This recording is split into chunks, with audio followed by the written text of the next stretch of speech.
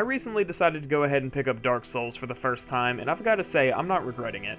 I don't think that the game is a flawless masterpiece like many claim it to be, but I can definitely understand why it gets so much praise. Over the weekend, I've been house sitting for my sister, and I've really had a great opportunity to sit down and play it for hours on end in a way that normally wouldn't fit my schedule, and so far, I'm definitely loving it. I wanted to talk today about one of the more notorious bosses, Ornstein and Smough, who have a bit of a reputation for being difficult. The reason I wanted to talk about it is because I've seen a lot of people treat the game like it's above criticism and that there's no issues whatsoever, but this boss fight showed several problems to me. I want to preface this by saying this will not be a hateful rant video, this isn't an attempt to bash on a 9-year-old game, and this is not me just looking for some quick views on a hot button topic from a game that several people love. This was meant to be a short critique video that'll get something pushed out while I work on my bigger Fable 3 critique, but if you've watched my previous video, you probably know that I done fucked up. This critique focuses heavily on the flaws of this battle, but I do gotta say, I really love this fight, and I think it gets more right than it does wrong. I'll try to praise it as we go. Alright, let's get into it. One of the most important parts of a boss fight is actually separate from the boss itself. The enemies you face leading up that prepare you for the encounter are just as important as the actual boss. In this area, I think the guys at From did a great job, and I can only assume that it was intentional.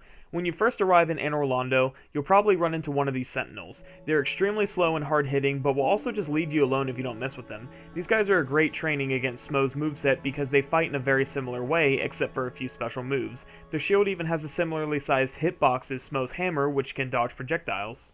A really interesting detail I noticed after I'd already written and drafted the first version of this script is that you can actually find statues of Ornstein and Smough where you fight these first Sentinels.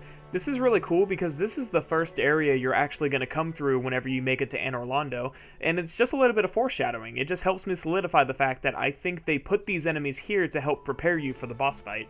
On the other hand, we have the Silver Knights, which are faster and more agile than the Sentinels. Some of these even wield a spear or use Dragon Slayer bows. I believe that this is also here to teach you how to dodge hard-hitting projectiles and fight against someone using a similar weapon as Ornstein, since he can shoot lightning at you and he also uses a spear. The trip to the Fog Gate from the bonfire has you fighting at least 2 Silver Knights, and either fighting or ignoring 2 Sentinels while dodging another Knight with a bow. I imagine that most people are going to either ignore these guys or try to separate them and fight them one-on-one, but it's still building towards the core mechanics of the boss fight, keeping up with a lumbering tank while keeping track of a more nimble fighter that can shoot projectiles at you. And then you enter the Fog Gate.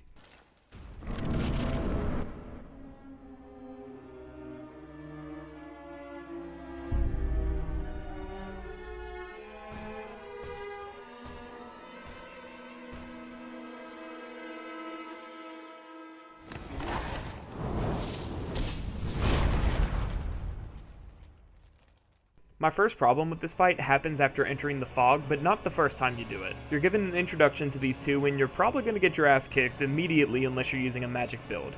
It wasn't until a few attempts later that I noticed Ornstein still wears his Heelys and will charge you before you have a chance to realize what's going on. The answer to this is just to block it, but if you don't use a shield or you're unlucky enough to have one that doesn't have 100% physical protection, you're already going to eat some damage. This example I recorded isn't the best one, and unfortunately I don't have any footage of a time that it did hit me. I didn't use my capture card for all this footage, it's just from the PlayStation's built-in internal recording device. For those of you unfamiliar with how this works, I can only save in increments of 60 minutes and it only captures what came before, not what comes after. So I only really stopped to save the footage of the really bad examples, but I also made sure not to make any claims in this video that I do not have footage to back up. So everything I'm gonna say, I have something to show for it. As for Ornstein dashing right after entering the Fog Gate, I only really saw this 2 or 3 times and it only hit me once, so it's more based on RNG than anything else. It really doesn't happen that often. I just wanted to start with this example so I could get us segued straight into the dash ability because this move in general, I have a lot of issues with. As you can see from the example we just played, he can basically launch himself across the map. It's kind of ridiculous. A lot of the issues I'm about to show you were around in the original version of Dark Souls, and seeing as this is a remastered version, it would have been nice if they would have fixed some of them, kind of like they did with the frame rate in Blighttown. So I'm going to start out by making the bold claim that this is probably the buggiest and least fair move in this entire boss fight, and I'm going to back it up with several examples that show what I'm talking about here. Sometimes Ornstein will dash out of your field of view and you won't be able to keep tabs on what's going on. If Smough is also attacking, then you can get these awkward moments of getting randomly stabbed from behind with no warning. It definitely doesn't help with how fast this move can come at you even if you do see it ahead of time. I think this move is the best example of how unfair this fight can be. I put emphasis on can because I would argue that 85% of the time this boss is fair and you're given ample opportunity to react to their attacks. However, that 15% shows itself quite often when Ornstein tries to charge you, gets stuck on something, and then he's locked into the animation until it finishes.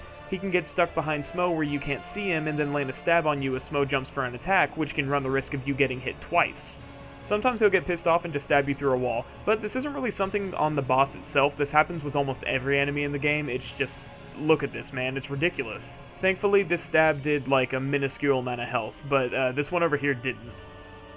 Personally, I don't think Ornstein should have this move at all if it's going to be so buggy. The side-to-side dashes I can forgive, and they're honestly quite good. They dodge your projectiles when you throw them at him. I think that the move should end anytime he runs into something solid, considering how often he can get stuck on Smough or get caught on a pillar. Ideally, what would happen is that the move would show up much less frequently, and you can bait him into pillars or into the wall. It should stagger him a tiny bit and give melee builds a much needed break, and give them the opportunity to punish the boss for recklessly charging in and missing an attack, the same way that they'll punish you for it. I've heard some people say that they use melee-only builds and that they didn't struggle with this boss, and I believe them. You know, the difficulty in these games is subjective and it's different for everyone, but in my experience, I personally could not find a safe chance to go in and start swinging. I would always get hit for it. But regardless of whether or not you found this boss easy, you have to admit that this move has some major clipping issues. It's just not near as bad as his lightning. So I realize that's a bit of a contradiction. I said that the dash is the least fair move that he has, but I also said that the lightning is worse. But the problem is that Ornstein can actually throw lightning through Smough, and this is something that all enemy NPCs can do. They can just launch projectiles through each other, and it's really kind of annoying. So some of you guys watching, especially the ones who are probably disagreeing with me right about now, are thinking, okay, you know, I've done the fight, and you're making it sound a lot worse than it is, or you're probably thinking like, you know, I haven't done the fight, but these don't look that bad. They look like they have some right answers on where to go. How bad can this possibly be?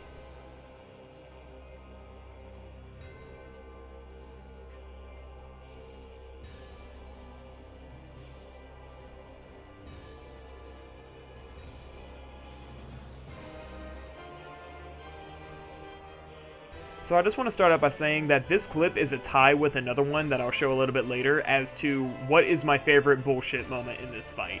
Because whenever it happened, I was pissed, like, it really pissed me off, but after I, you know, got over it and I've beaten the fight by now and I look at it, it's just hilarious how bullshit it is. Like, it's honestly funny to me, and I don't mean that sarcastically. I actually laugh whenever I see this clip, because it's so obviously bullshit. There's nothing you can do, but it's also such bad RNG that it's like, what are the odds of this even happening?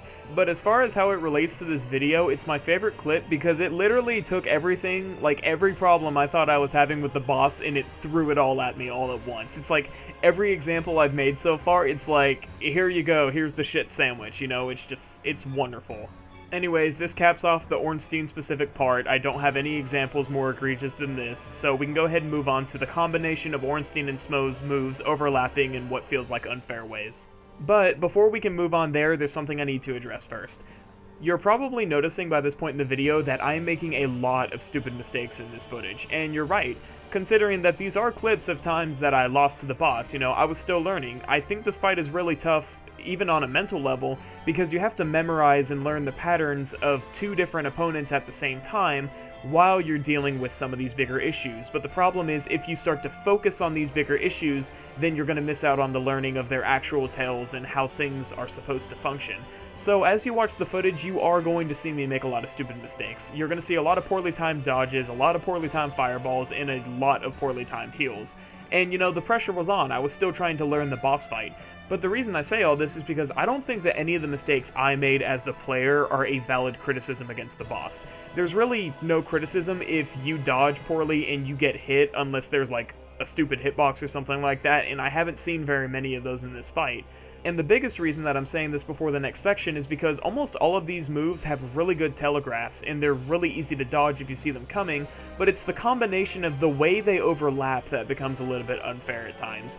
I'll be showing more examples of these here pretty soon, but the main thing I want to get across is I do not think that any mistakes I make in this footage is a result of the boss. There's only one example where I feel like I had no choice but to heal in the middle of their attacks, and that legitimately wasn't my fault, and you'll probably agree with me once you see it. I hope that this has addressed some of you who might have some reservations about why I have these criticisms, and like I said, I don't think that any mistakes I make are a fault of the boss. but I've said that like 4 times, so let's just go ahead and move on. So let's talk about how all these moves can overlap in almost unfair ways. I want to start off with one of my strongest examples, and it's the one I just mentioned about me having to heal in the middle of their attacks. So I timed this dodge pretty poorly, and it resulted in me getting hit by Smough's hammer. And there's nothing really wrong here, except now I'm locked into this recovery period where I can't move, and Ornstein's already on the offensive, so he hits me with damage that I couldn't avoid because I was still recovering. My only options by this point are to roll away and probably get smacked again, or go ahead and heal, so I chose the latter. And it did save my life. This fight goes on for quite a while after this, but the thing that frustrates me is how I was stuck in that recovery period and Ornstein was already attacking. I do want to say that this isn't something I've only noticed in this fight. I noticed this as far back as Undeadburg. Sometimes you're still recovering and the enemy's already attacking again, and then it'll hit you and kill you. You can see after slowing down the clip that I am still in the recovery animation whenever the attack lands, so there's really nothing I could do here. The main reason I'm bringing up a non-boss specific problem into this fight is because you're fighting 2 people, and considering that Smough's moves will knock you down more often than not, you have a higher chance of this happening in this fight specifically than you do anywhere else. I just happen to see it sooner. But beyond technical problems like this one, there's still the problem of the overlapping attacks. A lot of the time, there's just too much going on for you to actually keep tabs on it. Let's go ahead and look back at that clip I showed where I get completely ganked by both of them. There's just so much going on that I could not physically comprehend what I was supposed to do. And I think that dodging Smough was a lot easier than dodging Ornstein. It's just, like I said, their attacks can layer over each other. And don't get me wrong, I love the chaotic nature of this fight. It's pushing the limits of what you, the player, can keep track of as all this is going on. It's really overwhelming. But the problem arises whenever you end up dodging into attacks instead of away from them. You could technically say I should have dodged to the left instead of the right here, but I feel like Ornstein was still at an angle where he would have tagged me anyways. It's hits like this that end up feeling more unfair because you were still recovering from one attack whenever you got hit with the next. Thankfully, in most cases like this, it didn't do too much of my damage, but it's still damage regardless. It still eats away at my S discharges. I'm going to offer a solution to this problem that I would like to say is easy, but I'm not a programmer, so I can't guarantee that. Maybe when I spend some more time working the Unreal Engine, we'll find out. But I think that this would have been more fair if Ornstein and Smough shared an attack queue. They can still have their own separate distinct animations, and they will still feel like their own 2 people, but the timing of the attacks can now be more tuned in and predictable, and they can even be built to complement each other. If they shared a queue, they could even have their own unique abilities where they use each other's strengths or weaknesses in an attack. Kind of think of the Magni and Modi fight from God of War, but like 10 times harder. That's kind of how I'm imagining this. But this would also be beneficial to the fight itself, because now instead of having 2 separate NPCs and 2 separate entities trying to do their own thing, all their attacks can be in sync and really complement each other. And we won't get this awkward clip that I got of Ornstein just trying desperately to hit me and Smough's hammer is cock-blocking him the whole time. You would avoid awkward moments like this, but you would also get a very, very in-sync, complementary fight between 2 people. I do want to note that this isn't the only solution, because I don't think this is what they did with the Shadows of Yharnam in Bloodborne, but that fight is also amazing, and that's against 3 people. So there are multiple solutions here. It's just a shame that one couldn't have been found for this fight back in the day. But despite all the cheaper moments, I really want to commend the guys at From for getting so much right on this attempt, because even though there are some of these weird overlaps, it's still a fun fight, and I still love it, and I'd still love to do it again. Alright, so now we can move on to Smough, and you'll be happy to hear that this is actually the shortest section out of all of them. I only really noticed 2 problems with him, one of them in the second phase, and it's an ability that both Ornstein and Smough gain, depending on who dies first, but some of you watching may be surprised to know that Smough does not have 1 charge attack, he actually has 2. Similar to how Ornstein has 2, arguably 3 different lightning abilities, Smough has 2 separate charges with the same telegraph, and it's the same telegraph part that gets me. I have a couple of clips saved of him doing these back to back, and you can really see that one of them has a drastically longer draw on the hammer that makes it harder to dodge. The problem is, other than distance, and even not that sometimes, I really can't tell the difference between that attack and the regular one. I say the regular one isn't the shorter one. So in some of the clips you'll see I typically get hit by the longer draw more often than I do the shorter one. It's because I'm always anticipating the shorter one. I've talked to some other people and they said that they didn't even know that these were 2 separate attacks, and that's why they could never get the timing right. It's because they have the same telegraph and you, I guess, expect the shorter one because it's more common, but sometimes he waits. And I would be okay with that if there was a different telegraph, even if it's an audible cue that he's doing the other move. There's so much going on visually that it may be hard to see a different one anyway, so I think an audible cue would be the best here. He does a lot of laughing throughout the fight if you listen closely, so maybe if you see him going into a charge and you hear him laughing, you're like, okay, this is the longer draw, I need to wait before dodging. I haven't attempted it, I didn't think about it until reviewing the footage. You might try dodging towards him. He has a lot of the similar hitboxes as the Sentinels, and that seems to work for them depending on what's going on, but I would always try to dodge away and I'd get flicked by it. For anyone who knew about this and has a fix for it, please put in the comments how you're supposed to avoid this, because I honestly want to know. It would really help me out on future playthroughs. The other move I talked about earlier is the Lightning Slam ability, and I've been told that both Ornstein and Smough get this, so you can consider this a universal between the two. And the problem with this move isn't really that it's unfair, I think it's actually really well telegraphed and you have to watch out for it. The problem is that you need to see it a couple of times before you may even really know what's going on. And that's not bad in itself, except that it does so much damage that if you're already low on health and you're just trying to get some desperate hits in since you're in the second phase of the fight, it might kill you outright and kick you back to the bonfire. And if you're one of the poor unfortunate souls who do see it coming and still try to dodge, not realizing that Smough will do a shockwave and then a literal shockwave on the floor, then you're probably going to die to it several times, meaning you have to go all the way back to phase 1, which in my opinion is the hardest phase of the entire fight. Once you understand that you need to run away from it instead of actually dodging it, it becomes a joke. It's really one of the easiest moves to avoid. But the problem with seeing Smough do this is he often jumps in the air whenever he's about to do a slam attack with his hammer, so you may think he's about to do that just electrified since he got powered up from Ornstein, and then it's too late and it probably kills you. I only died to this move once, and it's just another clip that I have to show because it's kinda hilarious in hindsight.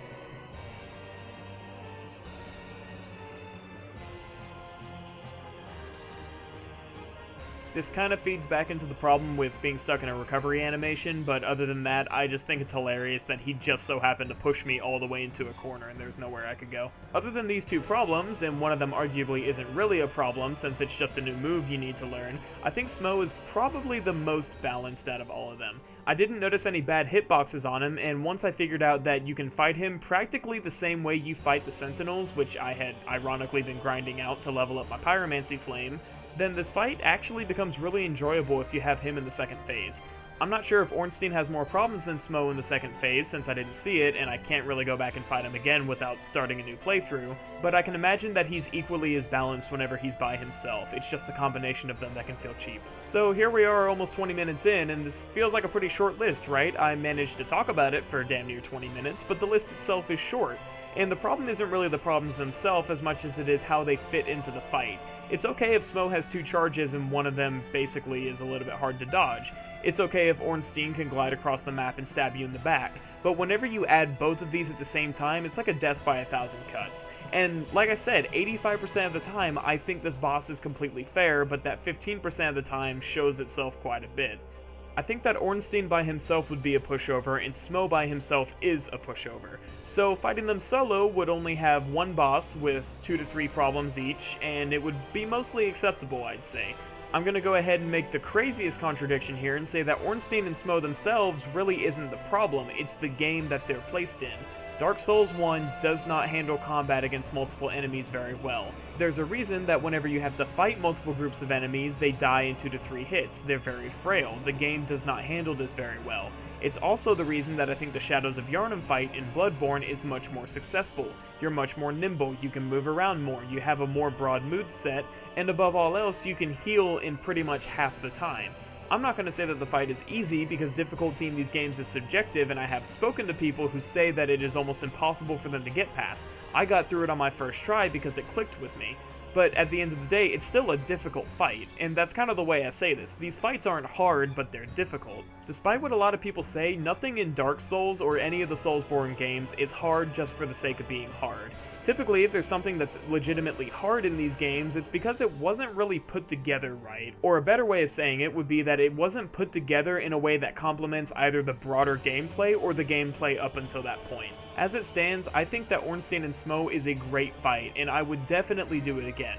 But the problem is that it's just a fight that doesn't mesh well with the game it's in. For the similar reason, if you copy and pasted that fight into Bloodborne, you would steamroll them. It would be far too easy. and it would be too easy for almost the exact opposite. You are too fast, you can heal too quickly. In the first Dark Souls game, you feel very weighted, you feel very grounded, everything is slower paced, and it makes it more methodical, but Ornstein and Smough isn't trying to be methodical, it's trying to be chaotic, and Dark Souls 1 does not do chaotic very well. I think if you got rid of Ornstein's cross-map gliding attack, the entire fight would be far more fair.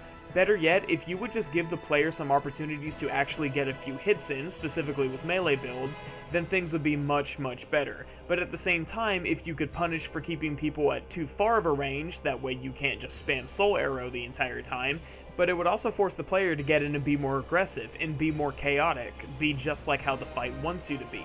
As it stands right now, this boss feels really chaotic in spite of what you do, and we want it to feel chaotic in addition to what you do. It would be a great way to get outside of the regular formula in a fair way, instead of getting outside the regular formula because we have two people attacking at once and I'm hanging back for 20 minutes and I just now got one swipe in. I think this boss fight is great as it is. As you can probably tell by this point in the video, I don't think it's perfect, but it is great, and it's rewarding, and I love the way it made me feel whenever I finally got past it. But the problem is, I feel like I had to rely far too heavily on my pyromancy spells to actually get through the first phase, and I really would have liked to have been more melee-centric and felt like I was dodging and weaving between two super strong, legendary opponents and cutting them down, but what ended up happening is I was just casting fire orbs and throwing fireballs at them. And don't get me wrong, you still need to learn their moves, and you still need to know when a good time to cast is. It's not something you can do from across the map, you have to do it up close. And it was a challenge, but it's not the challenge I guess I wanted to overcome. And I couldn't overcome it without summoning, probably, because I was given little to no opportunity to get in and hit them with my sword, so it's really a shame. Maybe a one-handed weapon would have been easier because you can swing faster, but that's not the weapon I had upgraded. But the last thing I want to say before I end this video that some of you may have picked on by now is I really have a positive disposition towards this fight. I had a hell of a hard time getting through it, but looking back at it, it wasn't all bad. A lot of it was learning, and like I said, it's just that feeling of accomplishment you get whenever you do beat it. It's something that Bloodborne never actually made me feel, and that's probably because I never felt like I really mastered the mechanics of that game. You can heal quickly, so you can afford a risky hit, and you can play sloppily, so there's no real true mastery like there is in Dark Souls, and I think that's what's drawing me in so much. I really hope you guys enjoyed this video today. I'm going to go ahead and end things here because I know I can keep going, and I also know that it's been far too long and I should just quit rehashing the same points. Thank you guys so much for watching, and I will catch you next time.